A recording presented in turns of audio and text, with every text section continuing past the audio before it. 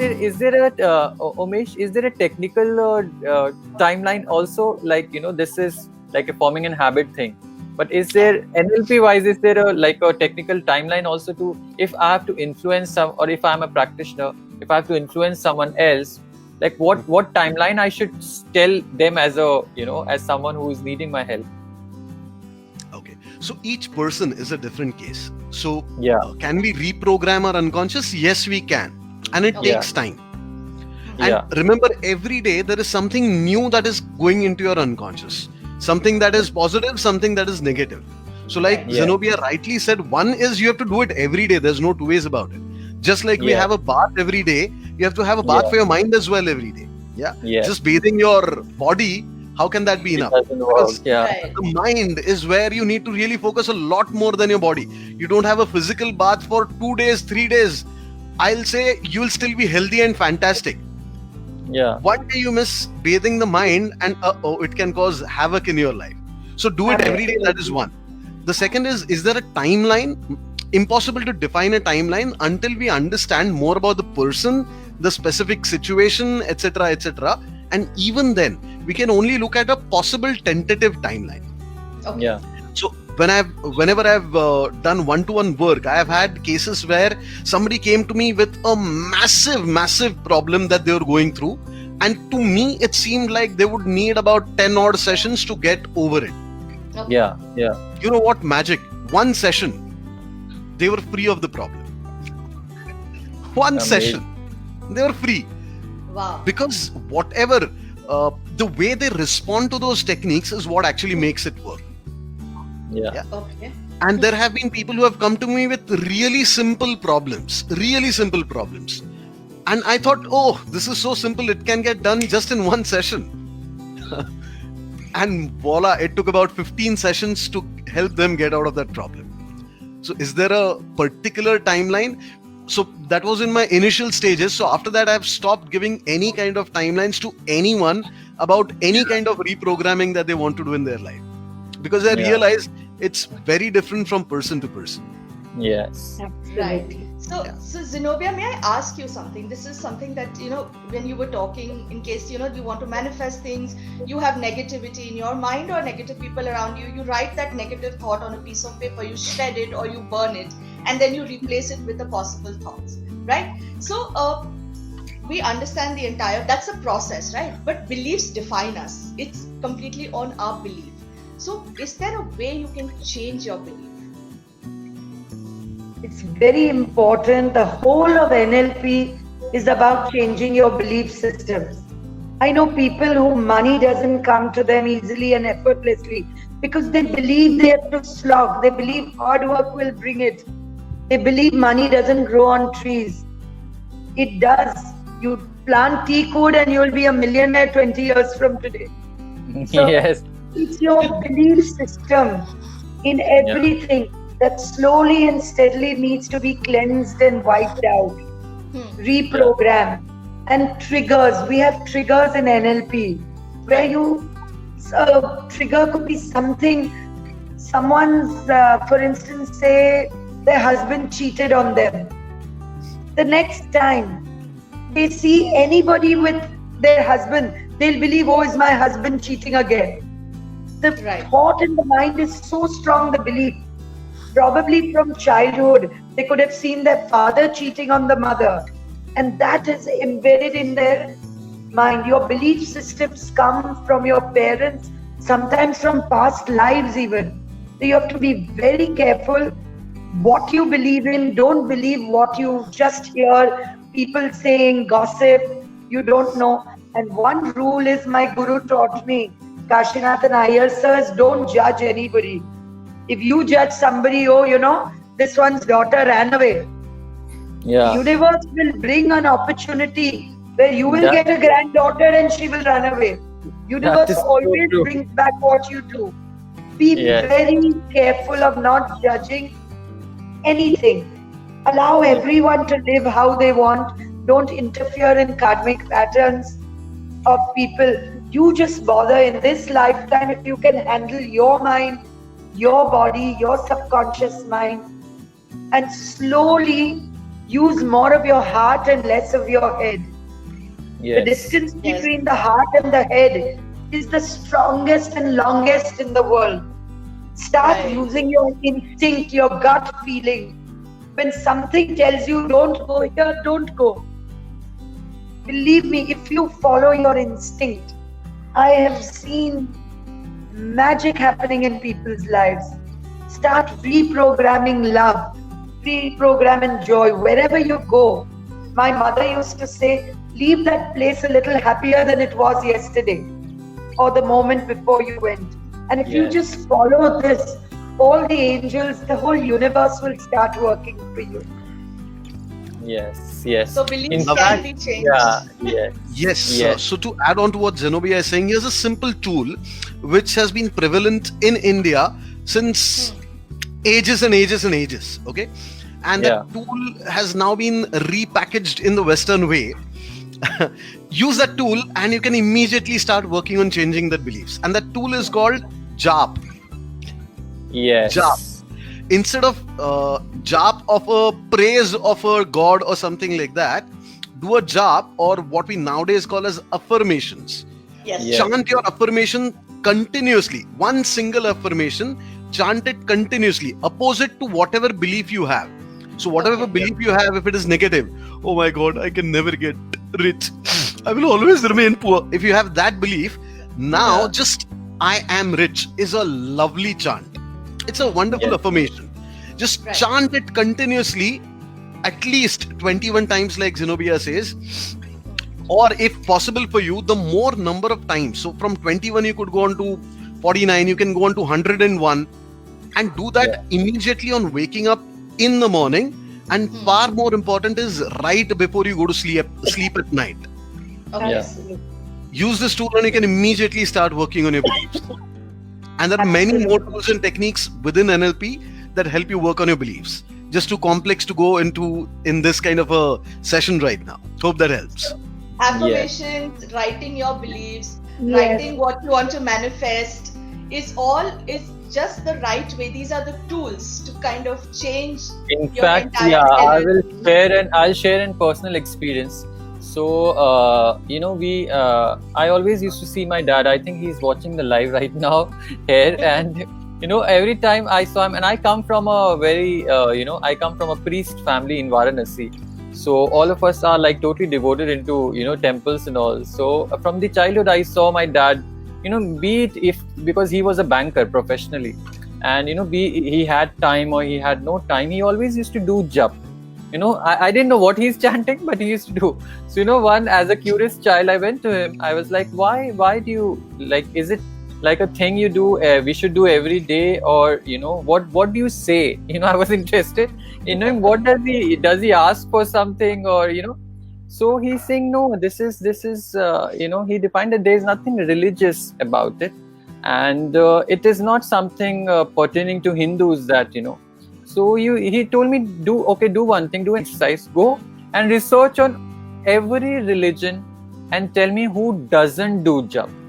And I went to Islam, I saw Christianity, I saw Buddhism, I saw it's not very religious, but the power of affirmation, as Deepa was saying. And then, that little homework which he gave me as a father, I realized that, it's not about religion at all. It's not about...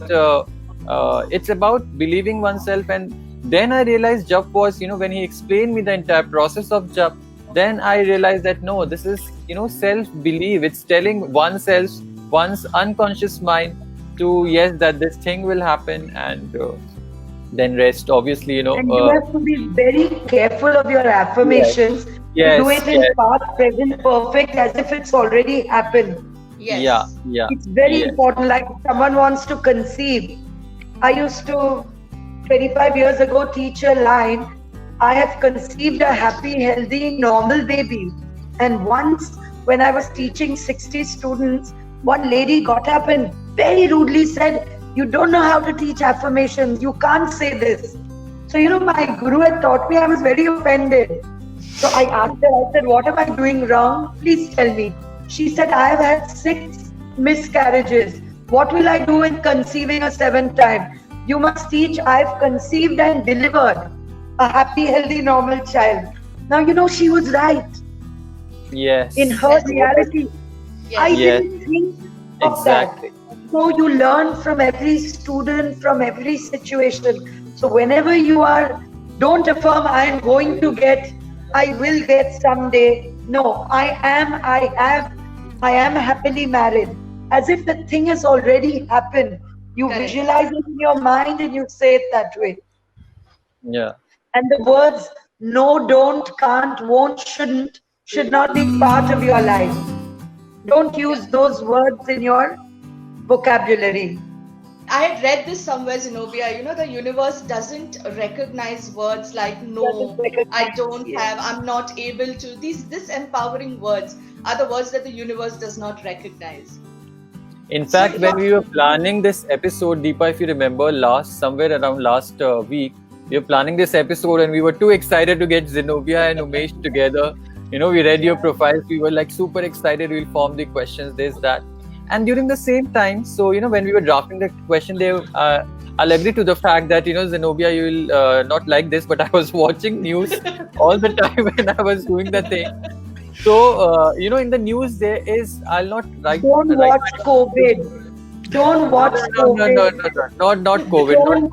Don't delete all your WhatsApp messages on this. Yes. Don't bring it into your consciousness. Yes. So, in fact, not the COVID part, but I wanted to talk about the other thing which is trending in India, which is about the substance abuse. It's about, the usage of drugs, or, there's so many cases. All of a sudden, everyone has become so much aware that, this one. So, while we were drafting question, I'll accept this, Deepa. When we were drafting the question, there was a question wherein, I wanted to ask Umesh, maybe you can answer this one for me.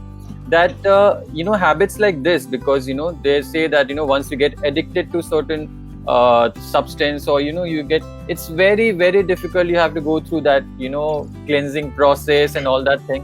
Where does the NLP angle come in this? Like, when you have to if you have a case like this, you might be meeting a lot of people like this, but, is there a way where these strong addictions, which medical is also taking time, can be resolved through NLP? Good question. I'll just connect it back to what you were saying earlier. One is the words that you're talking about. So I used to do a session called The Power of Words. And it was an amazing insight for people into how words affect your life. I will also be doing a session probably next month, or it's going to be a free webinar on mysteries of the unconscious mind. So that, why? Because as you're saying, a lot of people have yet to understand how the mind works. And because of that, this has started becoming more and more of a problem. What is the problem? Is substance abuse the real problem? The underlying issue, depression, frustration, inability to handle stress, so on and so forth, they are the real problems. Once they are tackled, substance abuse automatically will start going down. Yes. For that, can NLP help? Fantastically. For someone who's already addicted to something, technically they need to be dealt on 3 levels. One is the mind, so that requires a lot of counseling, therapy, etc. The other is, because they're addicted, their chemical nature of their body has changed a lot, and without that addictive substance, it really causes physical problems in the body. So they need to be given medicines to help with that. So that is one. And the third is, they need a change in physical activities as well. So combination of these 3 is what helps people come out of addictions faster and with much longer lasting or everlasting results. Most other techniques, which is why even in spite of being a master trainer of NLP and so on and so forth, instead of treating addictions, if it's something serious like drugs or alcohol, etc., I get people to go to a de-addiction center instead of dealing with them myself. Why? Because since I'm not yet a medical doctor, can I prescribe any medicine? Can I monitor? Even if I get another doctor to prescribe medicines, can I monitor whether this person is actually taking medicines? Can I get them to do a lot of physical exercise and do different physical activities? That is out of bounds, because they are not going to be living with me. In a de-addiction center, they're there 24/7. So all this monitoring can happen. Right. with something, a minor addiction like tobacco or smoking or anything like that, sure, that can be handled because that's a lot easier to work over. Right. With stronger addictions like heavy alcohol addictions, drug addictions, etc., I would always recommend a de-addiction center. And I would say that people who are working there as counselors, as therapists, please learn NLP, because that will help you work with your clients much faster. Does that answer your question? So Umesh, you're saying habits can be handled or dealt with or changed with NLP. Addictions need de-addiction centers. Yes, absolutely. Okay. Yeah. In fact, there are again a lot of questions which Deepa I have to take from the comments. So there are. I hope I take all the questions because the questions are going at a very great speed. So I think Zenobia, this one is for you. So we were talking about achieving something. What you write down what you want to do. Maybe you want to conceive or you want a house or something. Yes. So Kanak Agarwal is asking, I think on those lines only, that how does one define the satisfaction level? Today I want this, tomorrow I want that, where do I draw a line? Like her question is, how does one get satisfaction level sorted? Because every day we might need more. The moment you're in gratitude, satisfaction will be the outcome.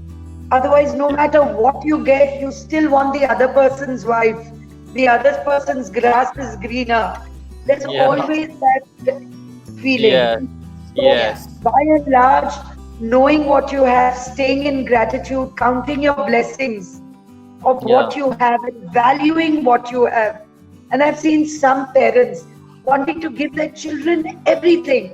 Before they're 18, they want to give them a car, a home, foreign trips, new mobiles. They will pay 20,000 extra to be the first person. You're not doing your children good. They will never value it. The moment you give it to them, they're looking at what next. So make your children earn it. I used to make my son wash the car. He loved doing it. And then he was given whatever he wanted. It was a small thing in my garden. But I remember we trained, when your children value things, then you don't need to leave anything for them. And you could leave 500 crores, but they would never be able to look after it if you haven't taught them how to value time. And it's not only about things. Teach them to value time. Teach them to value respect. Keep their ego down. That's why in our Indian culture, the most wonderful thing is to touch feet. What you're doing is you're actually getting your ego to go down at least for a little while to someone who's older than you. So it's basically core values. Once you put them into your this thing, when you give your core values, I have seen children not going into drugs, and if you give your children one musical instrument and one sport, they will never go wrong. The problem is we don't let all their energy come out. Right. And we don't monitor. We prefer, we're going out, so give them a gift and let them play video game for 8 hours. And we don't look back in the learning years and check on them. We're too busy going out, kitties, working, So if you give your children your presence and not just simple boxed presence, it's the presence that will teach them the value. That's what I truly believe. Yes. So I hope, Kanak, you got your answer. And we didn't realize, Deepa, that we are already 1 hour already in the show and we are running. But before, because there are a lot of compliments which are showering in the comments for Umesh, for Zenobia. Everyone is showing their love. Sanjana writes, Umesh sir, you are really great. And they have been loving your sessions. Nalini says, well done. So, we have a lot of comments coming in.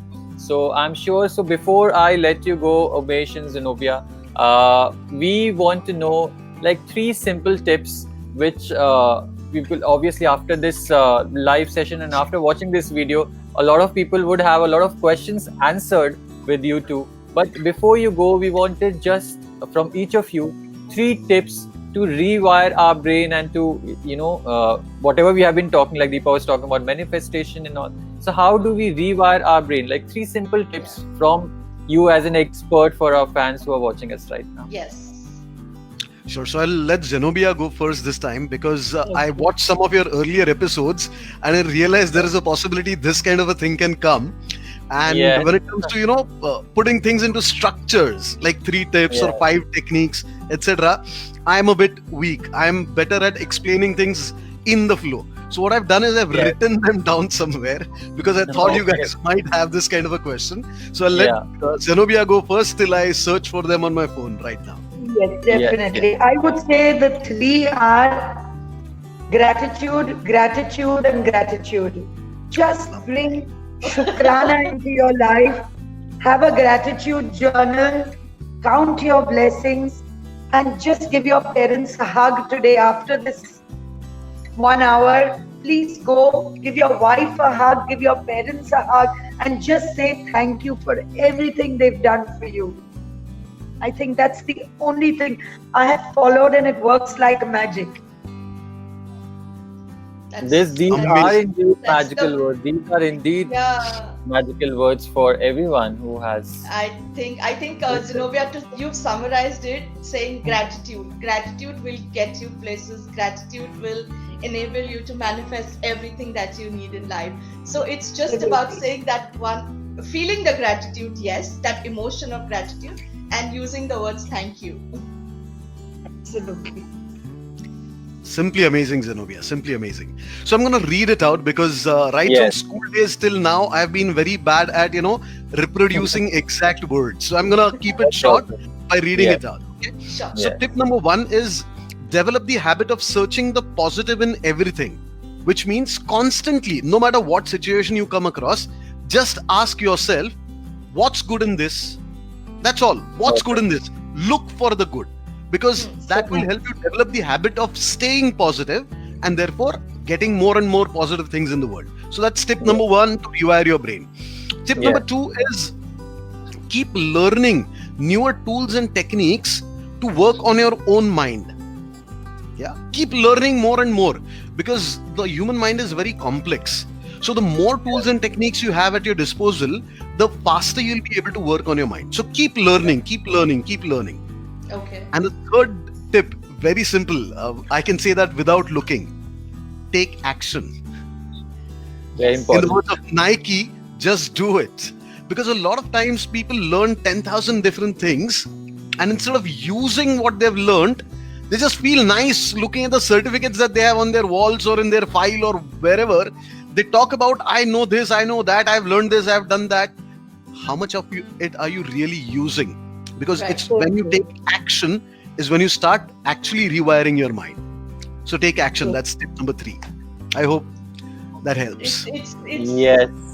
also beautifully put together and combined along with the skills that you need, which Umesh has given, with the emotion that Zenobia has given. It's also beautifully put together. I think whoever's watching us will definitely benefit so much from what you've taught us today and what you've spoken.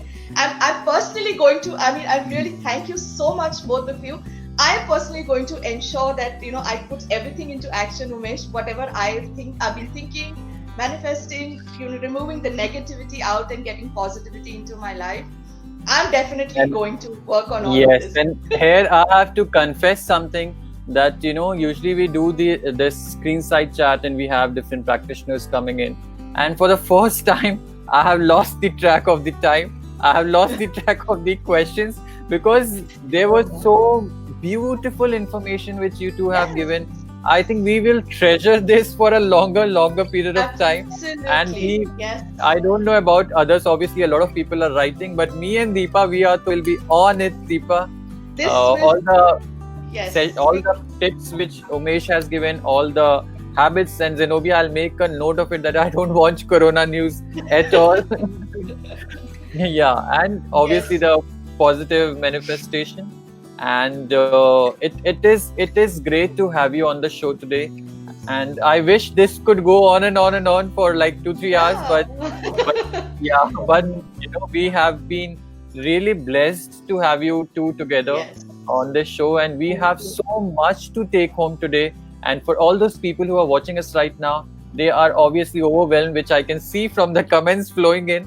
And so if you have any further questions, people, you can write to us on Sukhoon Official on Facebook, Twitter, LinkedIn, and Instagram. And you can also follow Umesh Soman and Zenobia Khodaiji on Facebook, Instagram, and you can DM them directly if you have any further questions on this. You can DM us also, and we'll reach out to them for all your queries. And thank you so much, everyone, for watching.